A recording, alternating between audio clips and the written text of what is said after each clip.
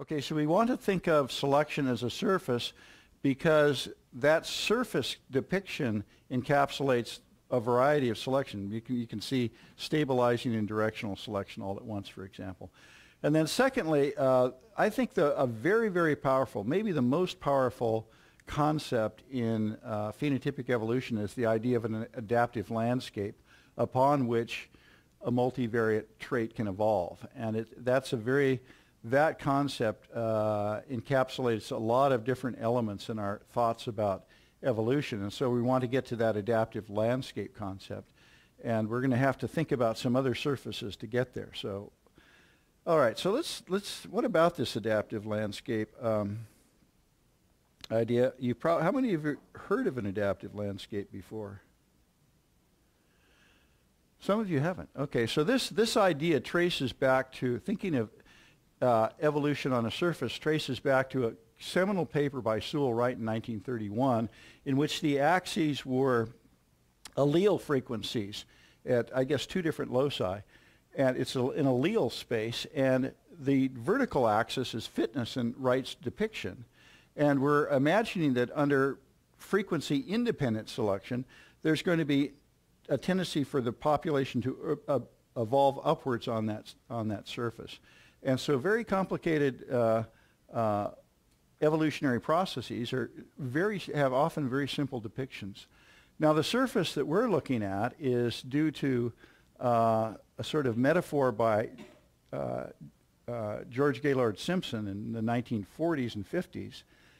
And it was formalized by Landy in 1979, and it shows the means of two traits, Z bar 1 and Z bar 2, and we're looking at mean fitness in the entire population in the vertical dimension. And what I'm showing here are trajectories on that space, and we can calculate what those trajectories are using that delta Z bar equation. And one of the selection coefficients, beta, turns out to be, if you're at any point on this surface, then beta is the direction of steepest uphill slope from that point. And so that's why it's called a selection gradient. And so what we can do in estimating selection in terms of beta and gamma is that we can actually get a local view of the adaptive landscape. We can actually estimate the slope and curvature of the adaptive landscape in the immediate vicinity of the population trait mean. So it's not as if the adaptive landscape is a metaphor. This is actually something we can estimate in a local sense. And that's not everything we might want, but it's a useful thing. Okay, so here are the three parts we're going to look at today as we skim over some important points that you can drill down into if you wish. We're going to look again at selection on single and multiple traits in terms of the descriptive and informative parameters beta and gamma. We're then going to look at selection on a surface, and we're going to ask what is beta and gamma in this surface view, and I've already alluded to that. And then finally, we're going to look at the adaptive landscape implied by beta and gamma coefficients, and we're going to look at evolution on that surface.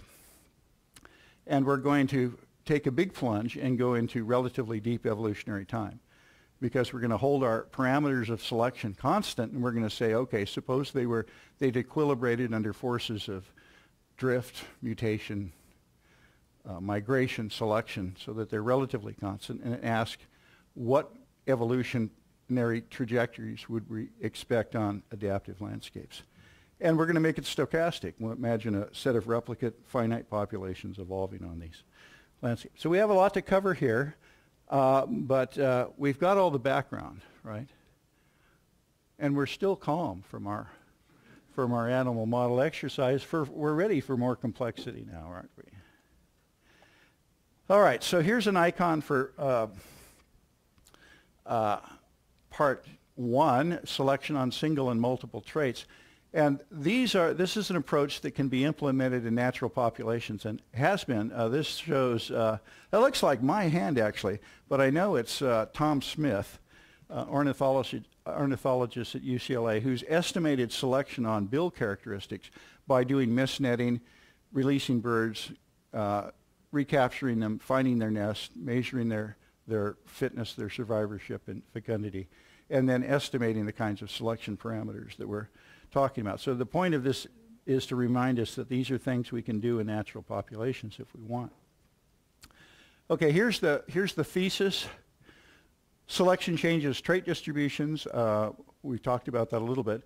It's this contrast between distributions before and after selection that provides these coefficients that are powerful descriptors of selection.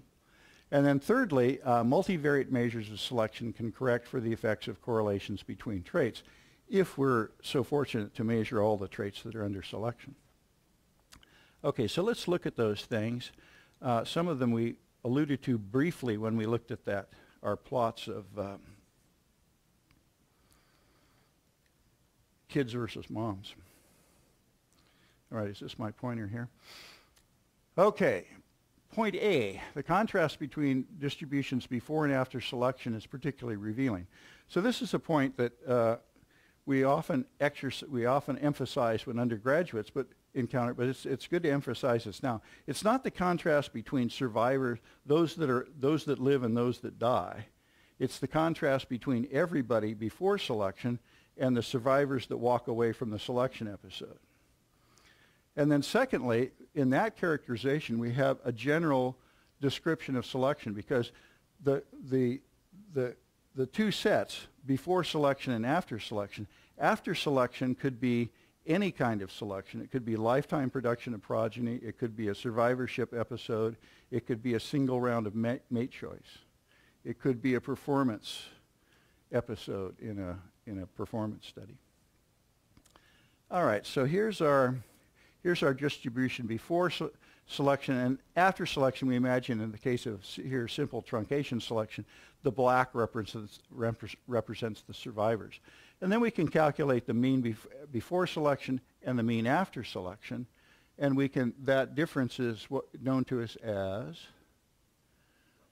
the selection difference. Let's call it the directional selection differential because we could do it for the variance too, and the covariance as well.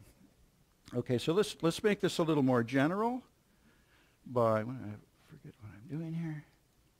Whoops, yeah. Okay, so here's our expression. So those are, I sampled from a normal distribution, but it's finite, so its mean before selection parameter was 0, but it's a little slightly different from that.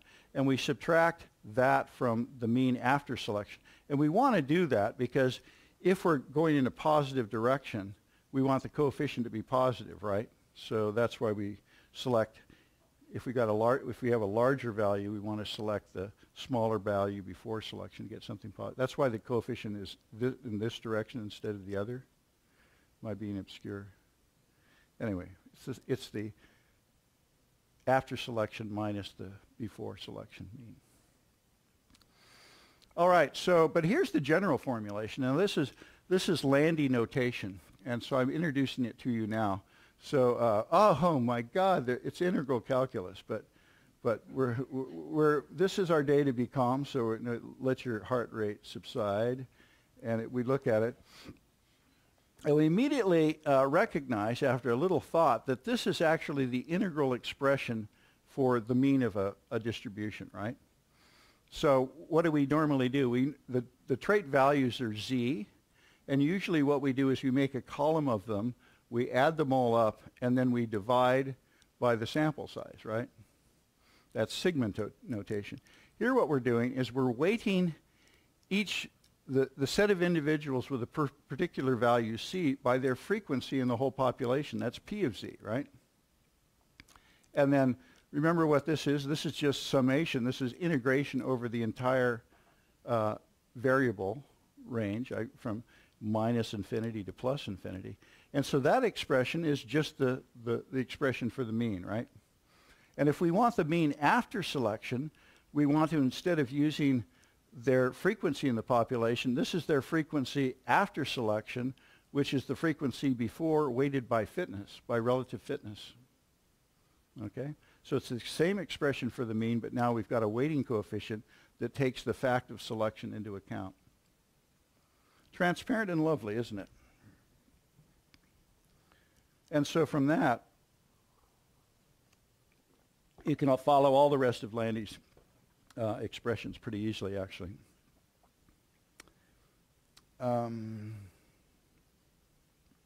So relative fitness is the absolute fitness of the individual divided by the average absolute fitness. So it has a mean of what? Let me just say it, 1. So we're transforming to relative fitness, which has whatever the range is, but a mean of 1. Okay.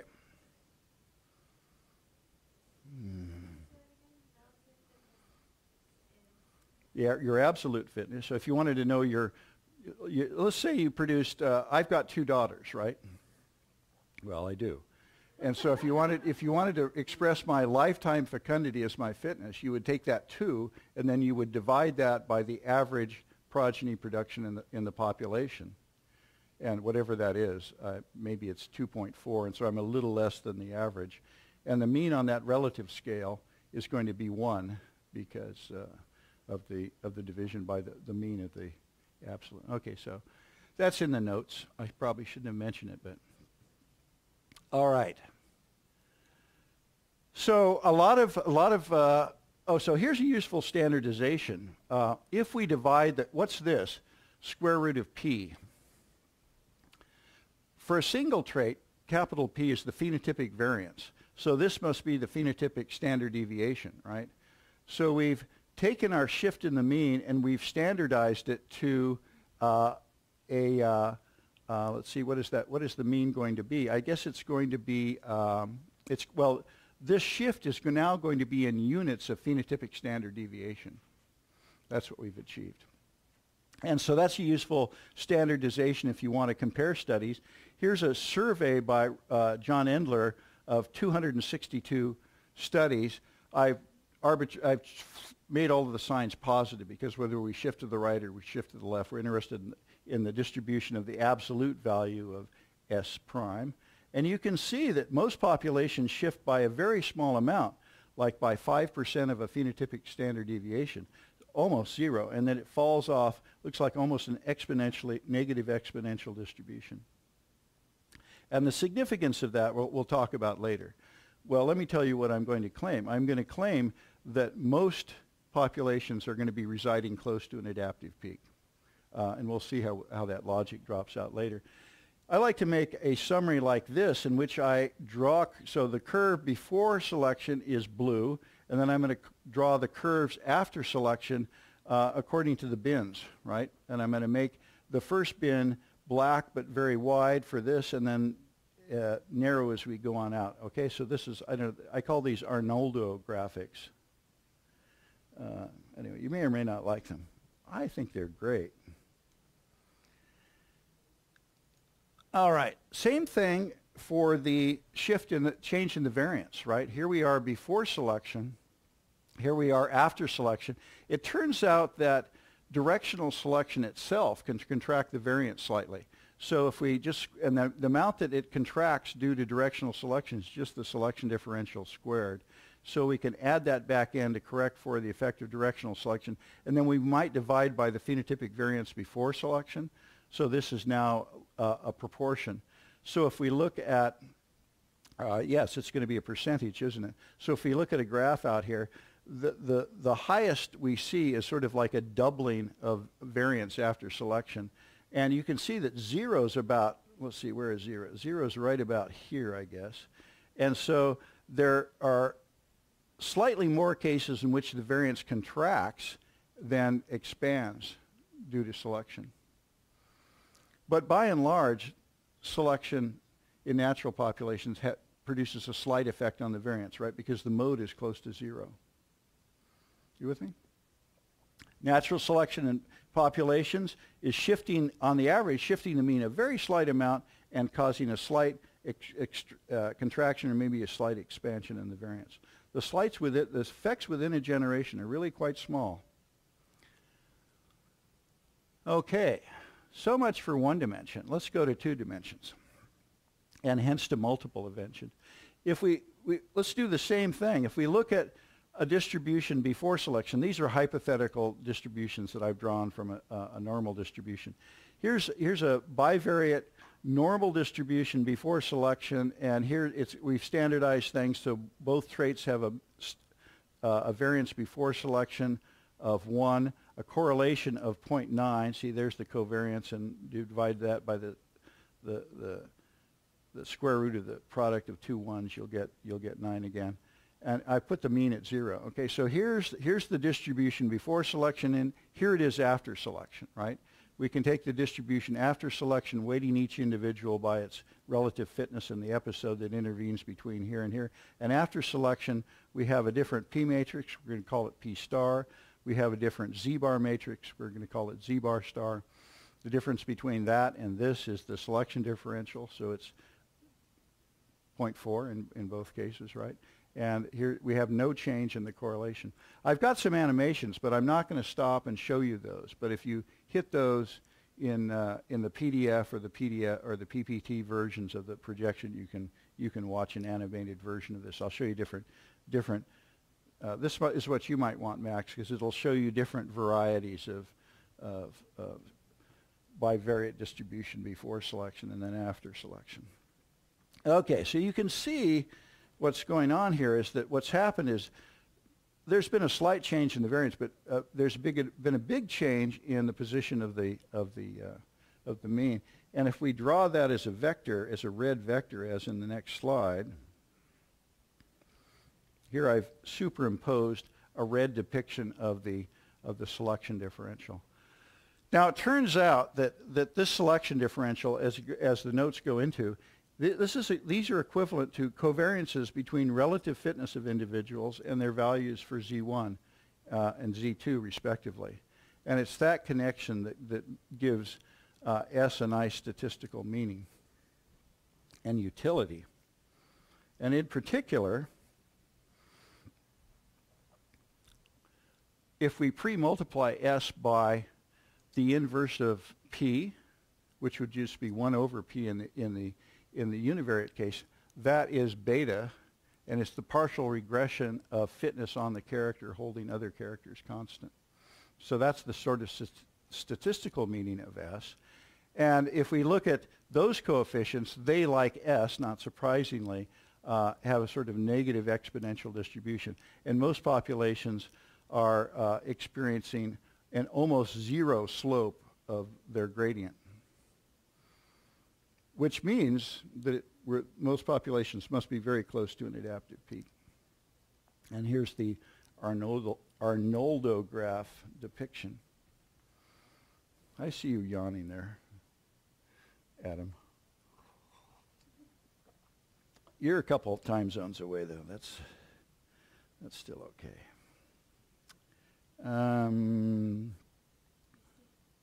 Question? Slide before, the covariance between fitness and the trait, right? Yeah. Is that the Robson-Price equation? No, we're in Landy land. Yeah. For the whole, you're in Landy land. But yes, that's the Robertson-Price result, first discovered by them. That this shift in the mean is equivalent to this covariance vector. Yeah.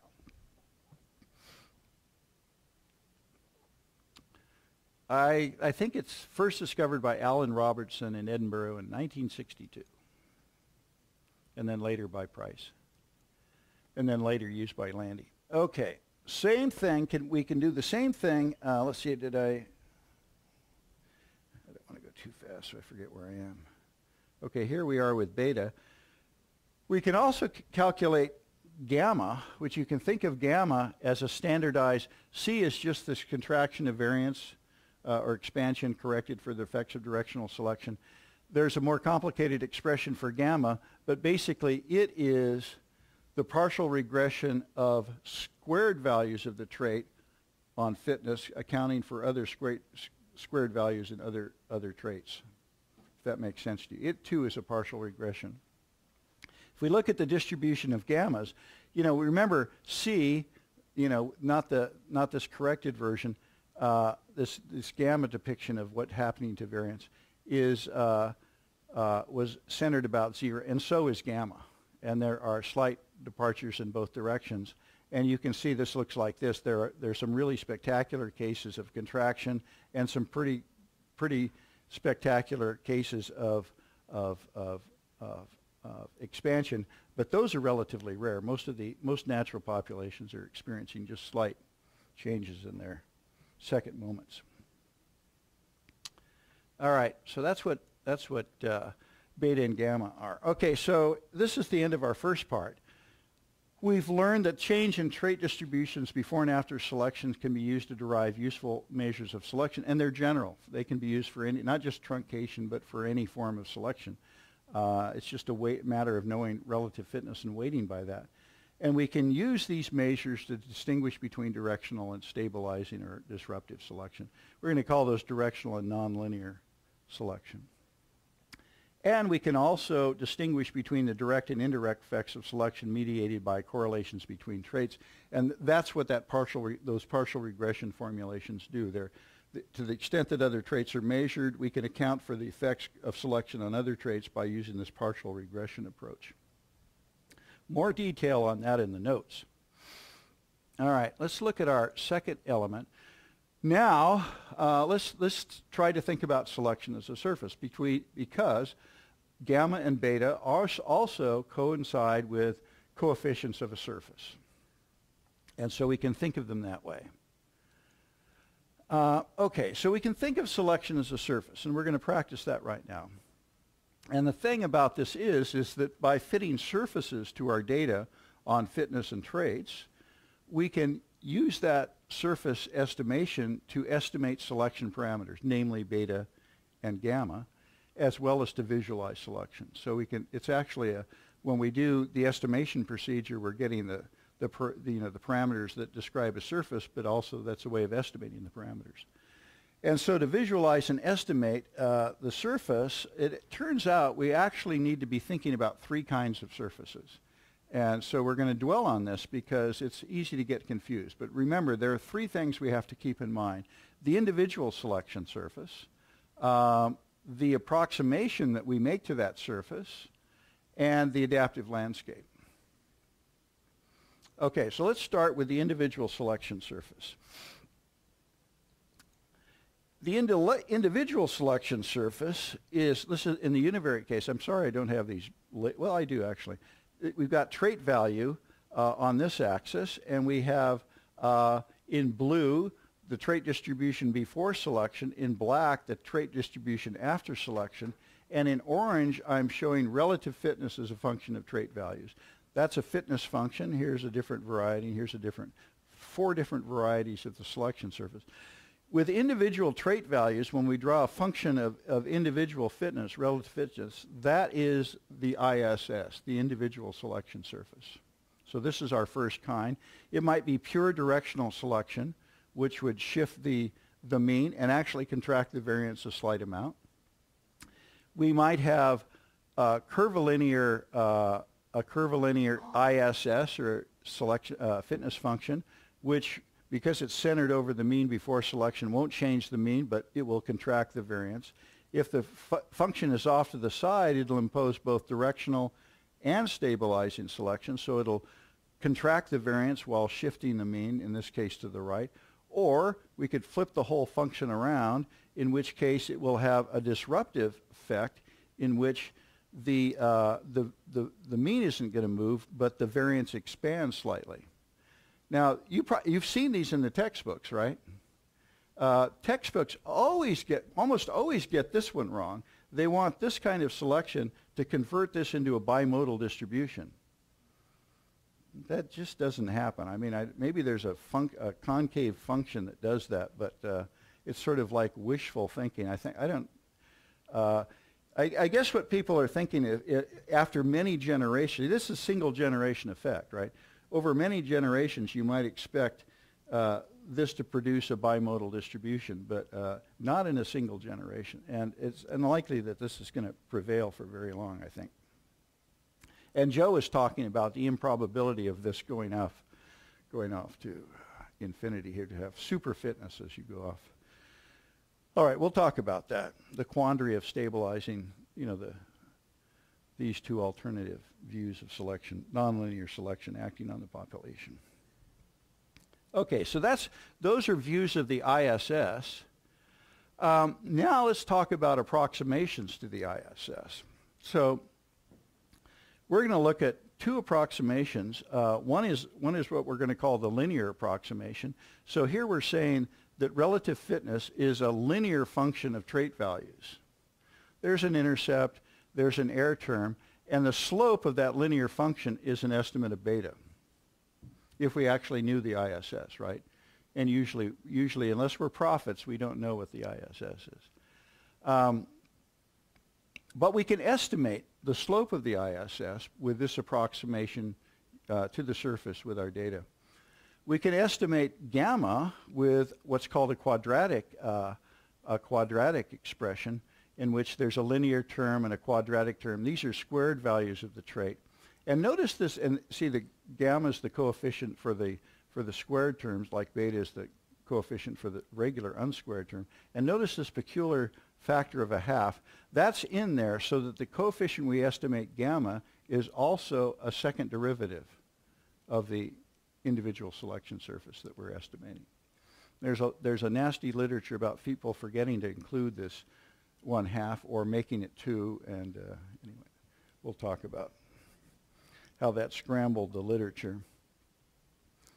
All right, so it turns out, and we're going to see this in our exercise today, if we want to estimate beta, we use this linear expression, and if we want to estimate gamma, we use the second quadratic expression. Well, why don't we just use the second quadratic expression?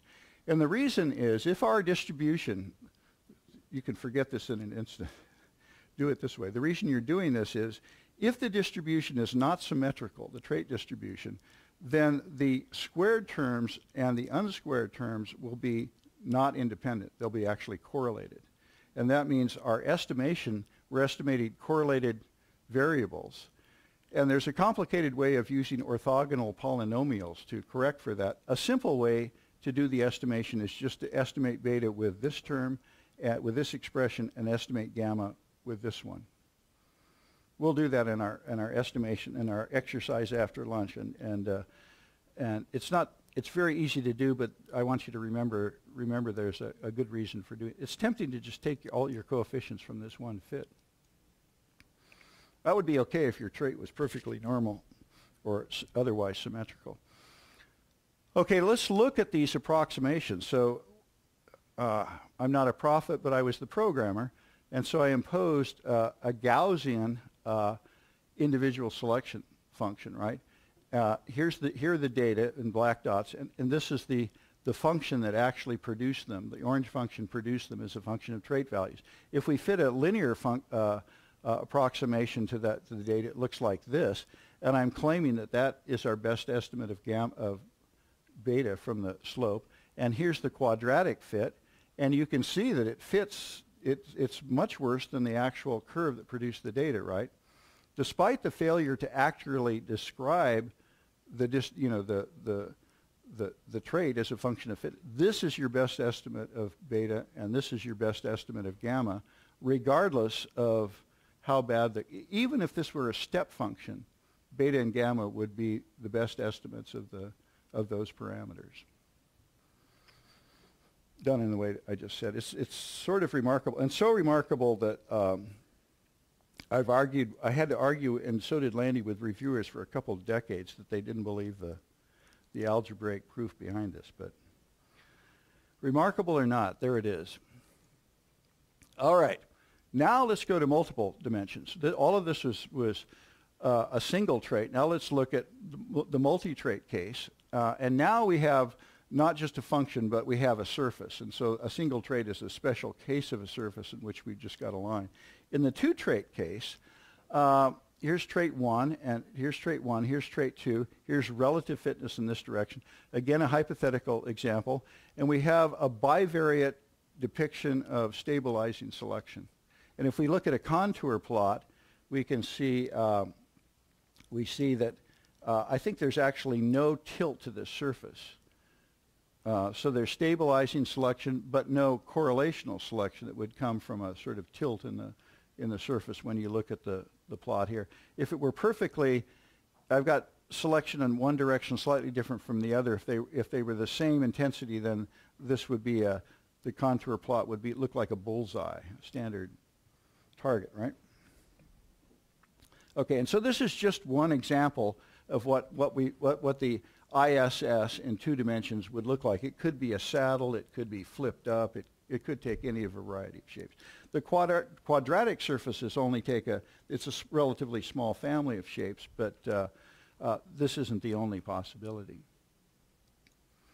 All right, so here, just looking at the contour plot versions, leaving out the contours, I'm just doing this sort of 95% contour equivalent kind of plot here. Again, described in the notes. Here we have, in all of these, we have the blue ellipse describing the distribution before, 95% confidence ellipse for the data before selection, and then after selection we see that everything is contracted, and that happened because we had this kind of a selection surface with the 95% confidence limit equivalent depicting it. Okay, so here we see what that means in gamma coefficients. Gamma on the diagonal is minus 0.3. That's describing an effect which is going to contract the variance because it's negative. There's 0 off-diagonal terms, which means no correlational selection. Now, this represents a quadratic surface. We can approximate that with a Gaussian curve, right, a bell-shaped curve, and we can translate from the gamma coefficients to omega coefficients that describe the Gaussian bivariate curve that is equivalent to this quadratic curve. In the Gaussian depiction, these are the variances of a Gaussian curve on the diagonal, the variance-like terms, and the off-diagonal terms are 0, saying that there's no covariance-like terms in this Gaussian expression. Now, why would we do that? Well, it turns out that in theoretical work, the Gaussian depiction is much more convenient than the quadratic depiction, and you can toggle between the two. This is the essence of Landy-Land. Take a deep breath. I'll tell you the theorem that makes Landy-Land such a wonderful place. If we have a Gaussian distribution before selection, and we have a Gaussian fitness function act on that Gaussian distribution, we can be sure that the distribution after selection is also Gaussian, and we can immediately write down the variances and covariances if we know the coefficients of the Gaussian surface, selection surface. So I think this is called a convolution of Gaussian functions. And there's a simple expression for doing that convolution. So that's why we're taking just a moment to show you the omega characterization. And guess what? We'll use that at the end of the afternoon to describe our ISSs when you do your simulation. We'll be using the omega characterization. Okay, here's a situation in which before selection, the bivariate distribution is here with a mean here. Same kind of bivariate circular selection function, but so now the variances contract and the mean is shifted as well. Or we might have ellipses, and here the ellipse is centered over the distribution before selection, so we just contract things, and here we contract and shift. And you can imagine a whole set of other possibilities, and I've shown you coefficients of all the different gamma, beta, and omega, so you can get a sense of what goes on with particular schemes of selection. I'm going kind of fast. Do you have questions while I gulp water? No questions? Maybe you're too relaxed. Have we gone too far? We've lulled you into complacency? Probably not. All right. Just as we can approximate a individual selection surface with quadratic functions in the univariate case, so can we too in the multivariate case. And so here we're going to look at the bivariate case. Well, here's the general expression for linear approximations. So this would be fitting a line in the two-character case, a plane in the case of two characters, or a hyperplane in the case of multiple characters, right? It's just a set of beta coefficients that are describing the slopes of the plane in different trait dimensions, right? In the case of two characters, it's just, here's one trait dimension, Z1, it's got a coefficient beta 1. The other trait dimension has a coefficient beta 2, and that's describing a plane with a particular tilts, beta 1 and beta 2 in the two dimensions. So we'd fit this function to our, if we had data on traits and relative fitness, to estimate beta and gamma, and then draw if we wanted to draw the plane, we could do that. It's a little harder to look at let me block this out here. There's the general result for a quadratic function. Here's, what did I do? Well, it's funny how you can see these things on the board. See, I left out the Z. It's probably a Z, I guess it's just a beta Z term there. I did lift out the Z. But here's the quadratic term. It's easier to look at and think about it unless you like quadratic forms in the two-trait case. So here's a term like we had up here before for the two traits. And then we have three quadratic terms. This is curvature in the trait 1 dimension. This is estimating gamma 1, 1. Gamma is going to be a matrix, of course.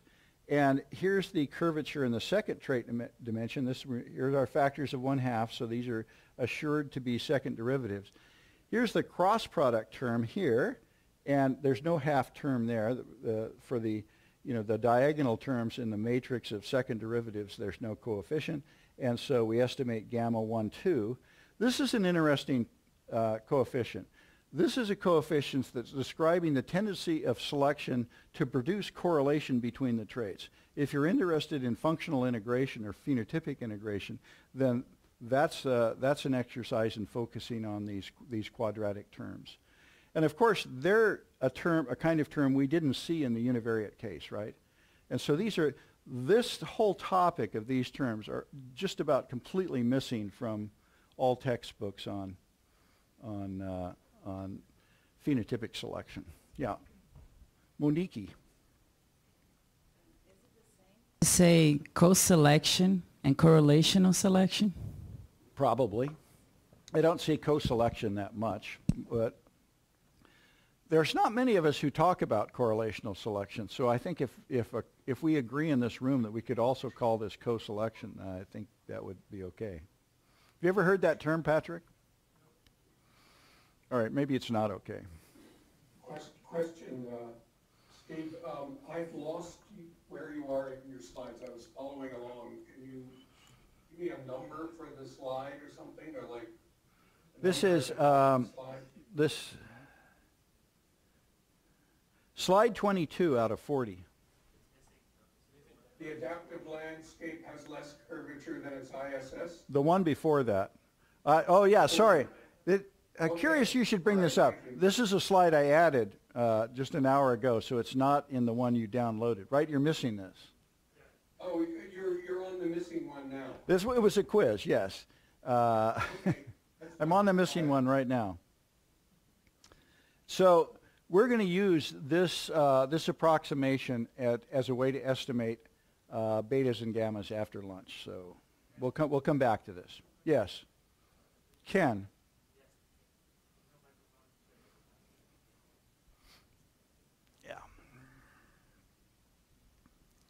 I used to call you Kent, but now I do call you Ken. So the way I'm reading this, would your beta terms be the same in the linear approximation and the quadratic approximation? Oh, so they won't. They'll be slightly different. So if your distribution is before selection is perfectly symmetrical, they're going to be the same. But if there's even a slight amount of skewness, they'll be different. They'll be different. So the way and the ones that are your best estimates are the ones gotten from this expression. And you can't accurately estimate quadratic or correlational selection without including the beta terms in the same model.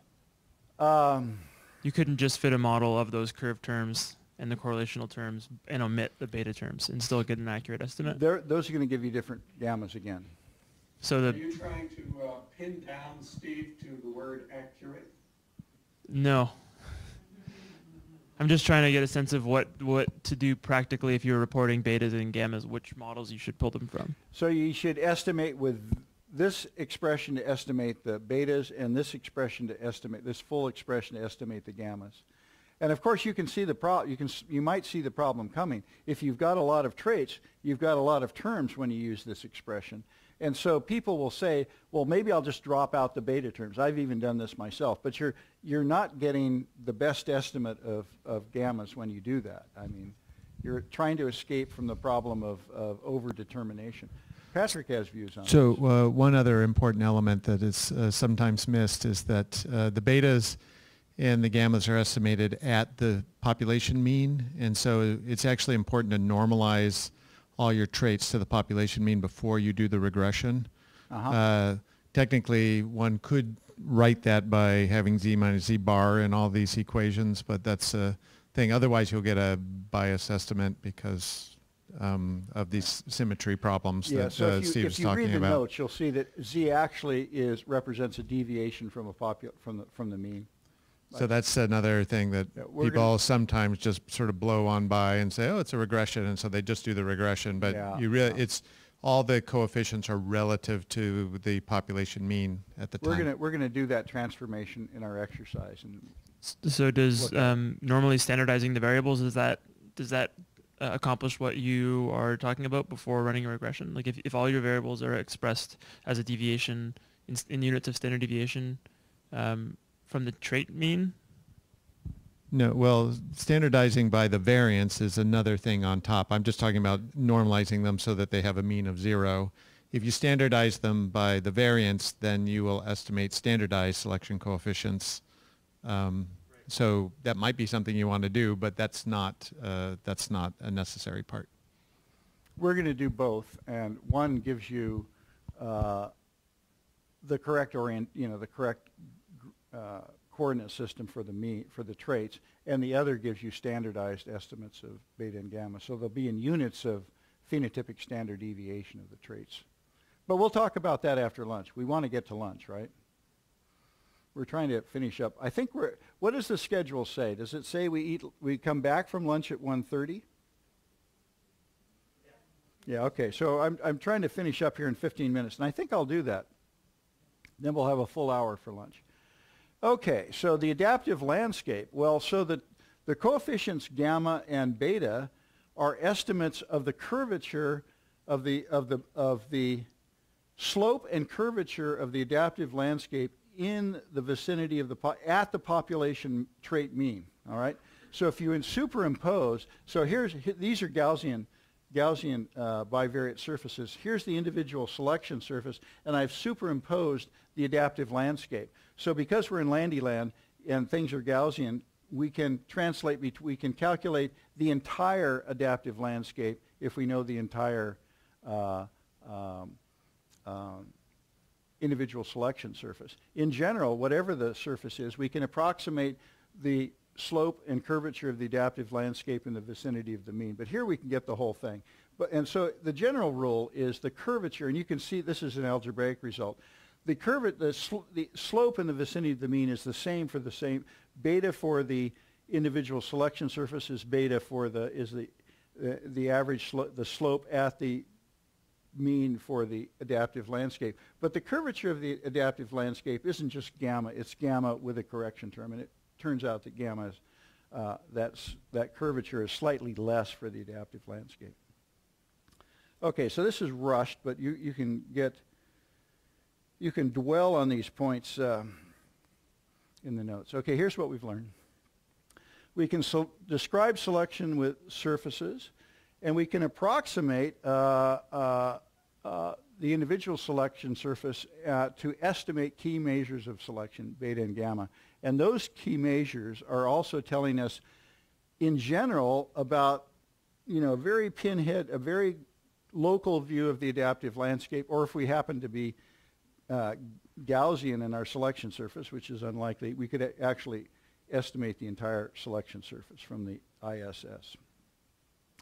Okay, now that we're going to move, question? The adaptive landscape is the quadratic surface which you get out of the approximation. Okay, so let me go back here. Yes. So assuming we have the entire individual selection surface, now you do the quadratic approximation. The adaptive landscape, is it going to be the quadratic surface which you get from approximation, or? So let me back up and do this again. If as we can specify in theoretical work, the ISS is Gaussian, then the adaptive landscape is also Gaussian, and it has slightly less curvature. If we've got some other ISS, some quadratic or whatever it is, or however we approximate it, doing the quadratic approximation to estimate beta and gamma, we can estimate the slope and the curvature of the adaptive landscape right at the population trait mean. Okay, so all we know is just this little picture right up here. So, but how do you reconstruct the adaptive landscape from the ISS? How do we what? How do you get the Gaussian adaptive landscape from the Gaussian ISS? It's a matter of algebra. So it is essentially putting up quadratic surfaces locally to reconstruct the Gaussian. No, it's a property of the Gaussian trait distributions and the Gaussian ISS individual selection surface. So the algebra is right there in your notes. Oh, okay. I'm just skipping it over it so we don't do what we're doing now. Thanks. Spending time. All right. All right, so now we'll do this third part. Let's look at evolution on adaptive landscape. So now we're going to put together the G matrix. We're going to put together G and beta and gamma, or if you like, we're going to put together in the multivariate case the whole selection surface in 2 dimensions, will just be in 2 dimensions, and the G matrix to look at how evolution plays out. And here's a little cartoon. Well, we'll get to that. Okay, here's our thesis, that models for adaptive radiation can be constructed with quantitative genetic parameters. So that's a nice thing.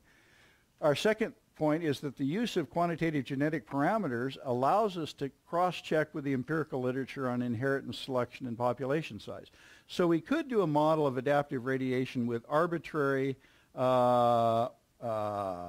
Brownian motion and Ornstein-Uhlenbeck processes of stabilizing selection. But if we take the trouble to parameterize our process with quantitative genetic parameters, we've got all this background, right? We have background, we have priors. We know the prior distribution of heritability, and that's standardized genetic variants. We know we have these prior known from survey distributions of beta and gamma, right? So if we're trying to model an adaptive radiation, instead of just pulling parameters of curvature and so forth out of thin air, we can actually use parameters that are consistent with the empirical literature on selection and inheritance and population size. Okay, so when we do that, at the end of the whole exercise, doing that, making models of adaptive radiation, comparing them to data, we're going to find that stabilizing selection and peak selection appear to be necessary ingredients in doing these fits to real adaptive radiation. Now, whether they're sufficient to account for the evolution in deep time remains to be established. It looks like they may not be the whole story, that we may need an additional process that might produce evolutionary jumps at rare intervals, at widely spaced intervals, perhaps. Okay, so last few slides. Let's talk about, this will be your first exposure to evolution without selection, that is to say genetic drift.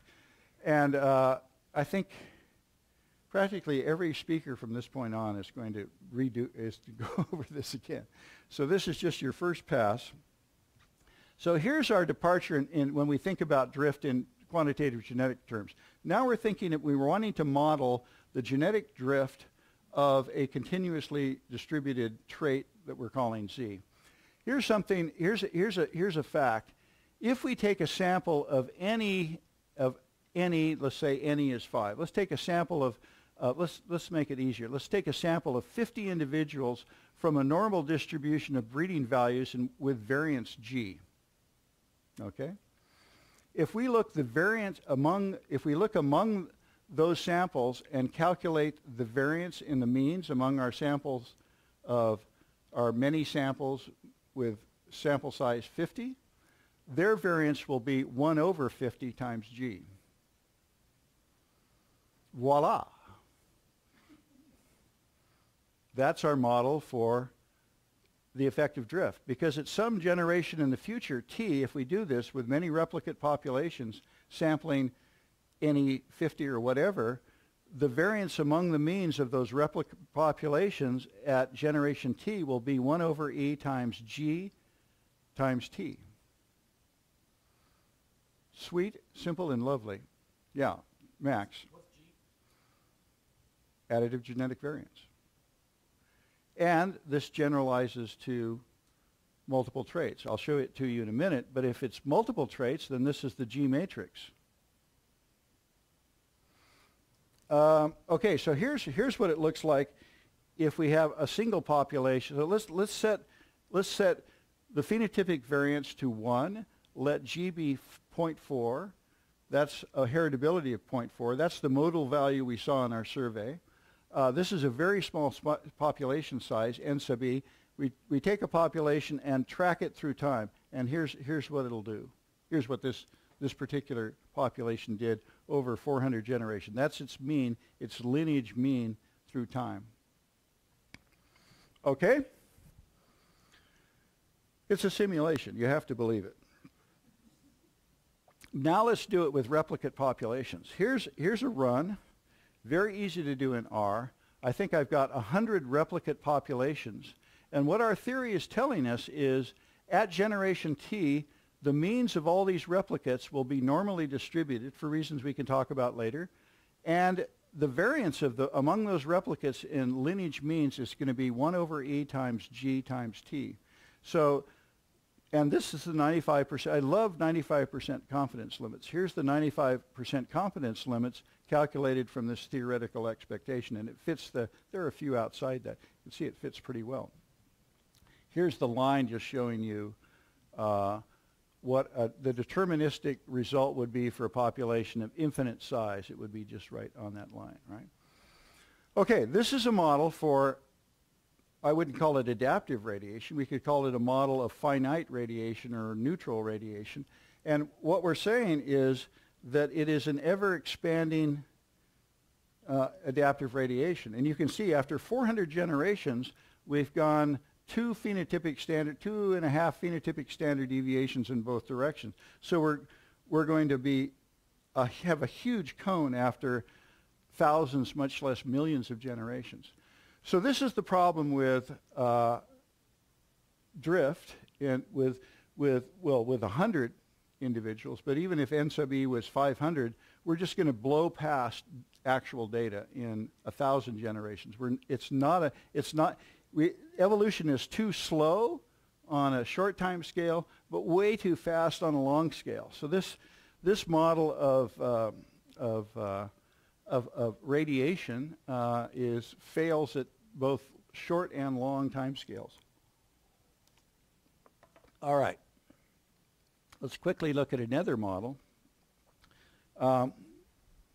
This is the so-called Ornstein-Uhlenbeck process, which we're going to talk about. I'm just going to skip this point. Let's imagine that there's a Gaussian surface that is it Gaussian? Yeah. It's a Gaussian surface, selection surface in just one dimension, and we let the population evolve, replicate populations radiate on that. They're finite in size, so there's a balance between stabilizing selection, pulling the populations towards the parameter omega, theta, which is the peak of the adaptive peak, and drift is tending to push populations away. So if we look at, again, this is Hansen et al. 2008, we can calculate the variance.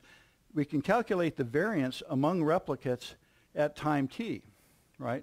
Again, we can show that the variants are expected to be normally distributed at any time t.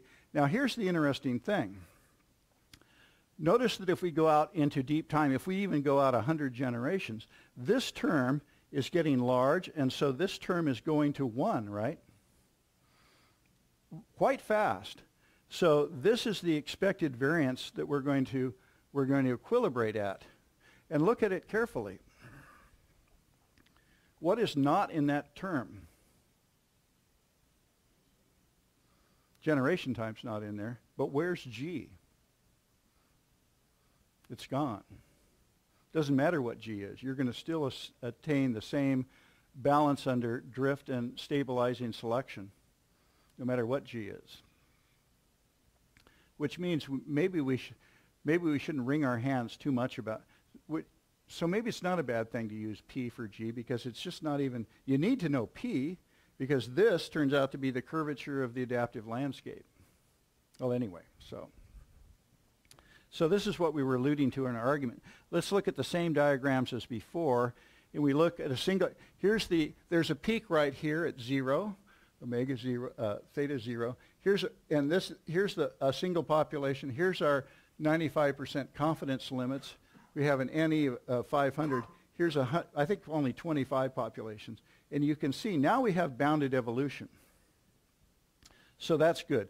This is sort of showing stasis, but it's a good model of stasis. But you'll notice that we've diverged by, our limits are out here at about 25% of a phenotypic within population standard deviation. So this is an extremely modest radiation, right? And if you play with realistic values for the parameters, it is extremely difficult to produce birds of paradise or even anolis with this model. It's bounded evolution, but it's too bounded. So this is you'll see us come back to these themes later on. I'm sort of rushing through them. Here's the bivariate version. I'm going to skip past that so I can get to this one and close right on time. How can we get an adaptive radiation that's in realistic parameter space and quantitative genetics? We saw that with the stabilizing selection of the kind of the magnitude we're observing, effective population size, say, of 5,000 or so, that's typically what ornithologists say observe. How could we get a radiation? Well, one population, how could we get enough differentiation to match some of these spectacular radiations in the time scales we observe them? We're going to do this in detail with the birds of paradise plumage a couple days from now. But let me just show you a precursor of that discussion. One way to produce an adaptive radiation is to have the peak itself move. So you've got a curvature stabilizing selection, ISS. You've got a peak, and now we're going to have the peak move. And what model should we use for movement of the peak, Joe? He's not. Brown? Model for the movement of peak? Well, yeah. Whenever you want. But what would you want? The thing is that the movement of the peak is produced by the entire ecology, and it's not just a function of a phenotype and a process of, say, genetic drift. True. So the ecologist has no answer, but the Landy-Land modeler does, and the Landy-Land / Felsenstein modeler would say, let us make the movement of the peak be Brownian motion. We got Brownian motion. So now we have two kinds. We have Brownian. What? So you choose that because it's tractable and for no other reason. We're doing that because it's tractable and for no other reason, but it is tractable.